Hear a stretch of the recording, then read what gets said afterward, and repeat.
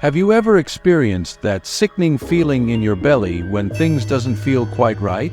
We're going to explore 3 terrifying tales this evening that will make you doubt your own fortitude. A stranger is hiding in the woods. There are unexplained noises coming from an empty house, and there is a frantic knock in the middle of the night. You'll be glued to your seat after reading these stories. So let's go into the dark together after turning out the lights and making ourselves comfy.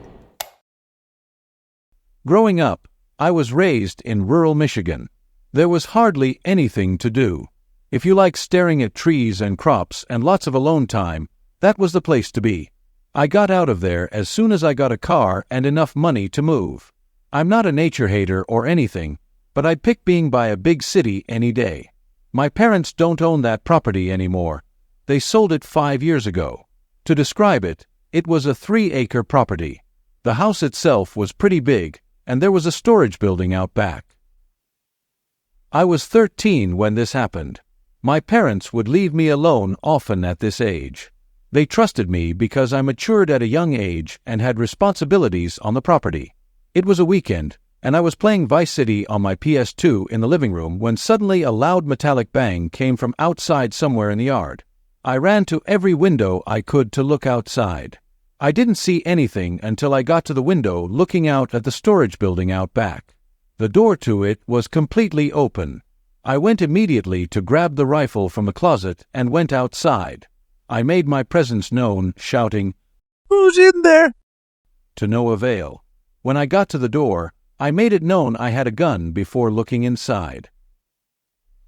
There was a bunch of stuff in there, from the sit-down mower to the quad to infinite little lawn care items. Someone could have been hiding behind any of that stuff.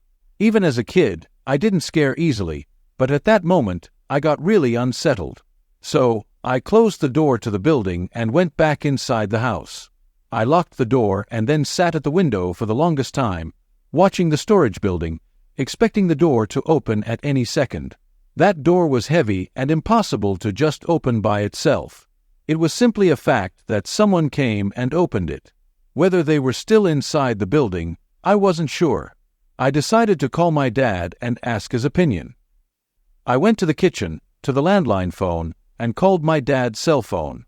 He didn't pick up, so I left a voicemail. This was back when you'd still have to leave someone a voicemail because texting wasn't mainstream. After that, I went back to sitting next to the window, but now I put on a TV show in the background to make this less monotonous. I took the phone with me. I was probably about to give up when I heard creaks from upstairs. My heart was now in my throat.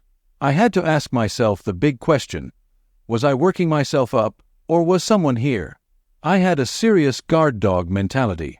Even if I didn't love that place, I saw it as mine, my family's. I had to protect it, but I was in over my head. I grabbed the rifle again and walked upstairs. I didn't say anything.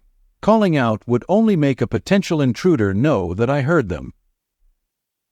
I made it to the top of the stairs and turned on the light for the upstairs hallway. There were 5 doors to open, all of them closed. 4 led to bedrooms, 1 led to the bathroom. Each door had a decently large crack underneath that would allow you to see under. The creak in the ceiling I heard moments earlier came from the side of the house my parents' bedroom was on. So, I got down on my knees and looked under the crack of the door, and I saw 2 bare feet facing the other side of the door. I felt my stomach twist into a knot. The reality of the situation just became so much more real, and I realized I wasn't ready to threaten or, God forbid, shoot someone. I got up and quickly went downstairs and hid in the bathroom to call my dad. He still didn't pick up. I left another voicemail and then called again and again. He never picked up. He must have had his phone set down somewhere. I finally called 911, as I should have done right away, and I whispered into the phone the whole time, detailing exactly what was taking place.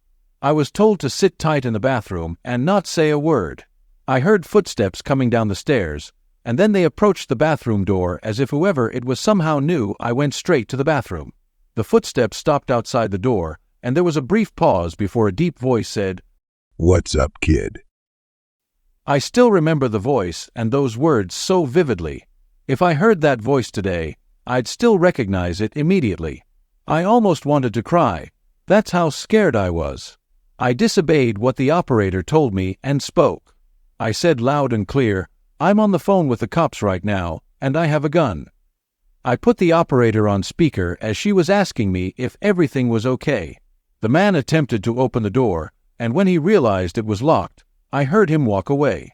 I heard the footsteps fade to silence and then the sound of a door slamming. It was the sound of the back door, I'm sure. I breathed a sigh of relief, and from there on, I waited for the police to arrive.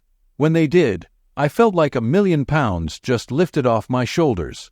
After a thorough inspection of the house, inside and out, confirming that the man was gone, they asked if there was anywhere else I could stay that night, and I said yes, my uncle's house. We contacted my uncle, who came and spoke with the police. Then he took me back to his place. The thing that haunts me the most is that it was my fault. I could have prevented this. I left the door unlocked as I went to the storage building to investigate.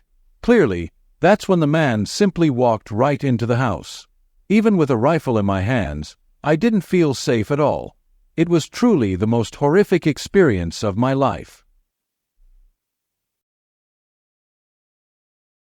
I was 18 when my parents went away on a week-long anniversary trip. My sister had already moved out by this point, so I had to hold the fort. My parents' property is enclosed by woods and a dirt driveway leading to the road. The road is a quiet back road with equally sized properties running alongside it, all of them separated at a decent distance, so it's a really isolated feel up there. Everyone in town knows each other. You see familiar faces all the time, for the most part at the gas station, at the grocery store, at the bars, which I'd learn a few years later when I started going to them. Speaking of gas stations, this story starts one day while my parents were away. I was at a gas station filling up my tank when a black Jeep Cherokee pulled up to the pump next to mine. A man with a goatee stepped out, greeted me, and started filling his tank. In that town, it was normal for strangers to greet each other like that. He had his nozzle locked into the gas tank and then walked around to my side of the pump and went, "Excuse me, do you know how to get to the interstate from here?" I helped him to the best of my ability. He pulled out a notepad and started writing down the directions I gave him. Very odd how he wouldn't just do that on his cell phone like anyone else would. He thanked me and asked if I'm from the area. I said, "Yeah, I grew up here," and he said he's from out of town. He didn't specify where. He then went back to his side and put the nozzle back in the pump. He then asked my name as he said, "It's nice meeting you." I said, "My name's Kate." He said, "What a lovely name," and then got in his car. As I got into mine, I drove out first and turned left to go up the road back home. It was only a few minutes' worth of driving before I was approaching our turn into the driveway. I slowed down and put my blinker on, then turned right onto the property. It was at that moment that I noticed the car behind me was that same black Jeep Cherokee. He passed me as I turned into our driveway. He went the complete opposite way that I told him to go to get to the interstate. As he passed me, he didn't slow down or anything, so it seemed that maybe he just forgot the directions I gave him and went the wrong way. I let myself inside and went about the rest of my day doing whatever. I think it was that night that I was going out to meet up with my friends.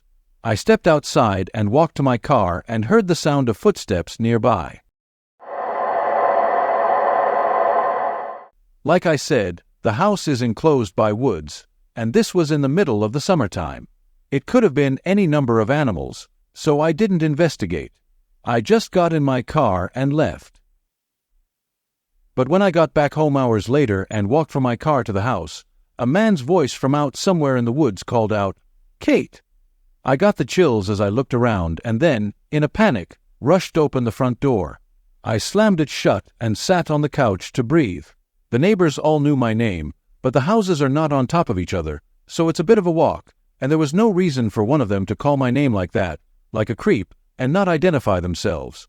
I decided to call my parents to tell them, and their explanation was it must have been one of the neighbors, and they'll probably knock on the door. I didn't tell them about the encounter at the gas station. The next day, which was Friday, I went out for a run on one of the trails I would always go to with my friend Michelle. When I got back home, I took a shower and then watched Netflix for a while. When I was done with that and went outside to do some gardening, I realized my car wasn't where I had left it. I panicked and started to sweat as I looked around the driveway just to make sure I wasn't imagining it. It was gone. I ran inside and called my parents. My mom picked up right away. I was freaking out, telling her my car was stolen, and she told me to call the police, which is what I did immediately after. When the cops came, I told them everything, including about the gas station. When I mentioned the man with the goatee, one of the cops had a reaction to his face, and he said, "Heard that description before." Turns out, this man was wanted for multiple car thefts and break-ins. The Jeep itself was also stolen, they figured. The cop had a hunch he followed me home from the gas station, but I made it clear I didn't notice him behind me, so he must have driven by later on to see if I was actually home. My car was eventually found, a town over, with nothing stolen from it. I'm thankful nothing worse happened, because if he was calling my name that night in the woods, he must have wanted something other than the car. I believe he wanted to rob the house, or worse.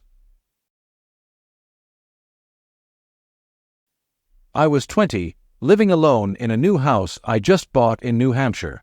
My parents moved from Vermont to New Hampshire because my dad had to relocate for work. I loved New Hampshire, and I had friends there already, so I took up a college opportunity in the state and got my own little place. It was close enough to my parents' house. It was a 2-bedroom house, so I got a roommate named Cassie to help with the mortgage.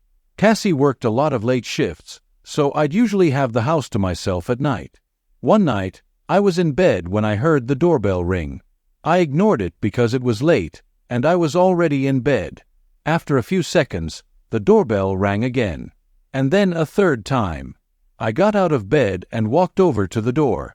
I looked through the peephole and saw a man standing on my porch, looking down at his feet. I asked who it was, and he replied with, "My car broke down. I need to use a phone." I was immediately suspicious. It was 2022. Who doesn't have a cell phone? I told him I couldn't help him and went back to my room. After a few seconds, I heard a loud banging on the door, like he was trying to break it down. I called the police and told them what was happening. I heard the banging stop and then footsteps walking away from the door. I peeked out my window and saw him walking down my driveway. I was still on the phone with the police, and they told me to stay on the line until the officers arrived. When the officers arrived, they didn't find anyone on my property, but they said they'd patrol the area. I was still pretty shaken up, but relieved that they were looking out for me. The next morning, I checked my security camera footage. I saw the man walking up to my porch and ringing the doorbell. When I didn't answer, he started looking through my windows.